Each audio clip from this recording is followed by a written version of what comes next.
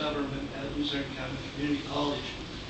I'm not going to get into the minutiae of all of the details of the offices that you are talking about creating with this new government study commission, but I wish to address the lack of democratic fairness in, first, the appointed executive.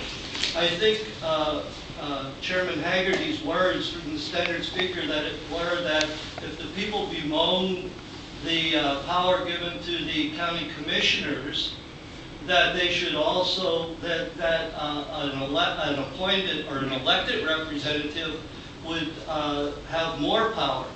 Unlike, to disagree with Chairman Haggerty's statement, people do not bemoan the power that the county commissioners have as far as executive power, but the fact that executive and legislative power is in the hands of the same group of people.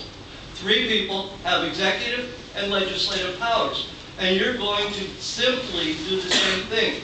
If you hire an executive, that executive is going to work at the behest of your council who is elected.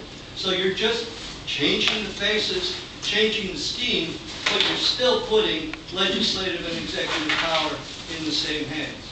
You need to have an elected executive official in order to provide the separation of powers that we find on all of the levels of our democracy. Secondly, I would like to address your legislature, the idea for your council. I know you're bantering about different ideas of electing at large, or my opinion is that we need, in order to promote fairness throughout the entire Luzerne County, we need to promote elections by regions, by districts. If you elect representatives by districts, you are sure that you are going to provide fair and equal representation for all parts of the county. Now, you can say, yes, we have had, from southern Luzerne County, we have had elected officials, but if historically, if my records or my studies are correct, historically, southern Luzerne County has elected less than 10% of the row offices and county commissioners that you find serving in our county seat. And I think that that same inequitability is going to be continued if you choose to elect representatives at large.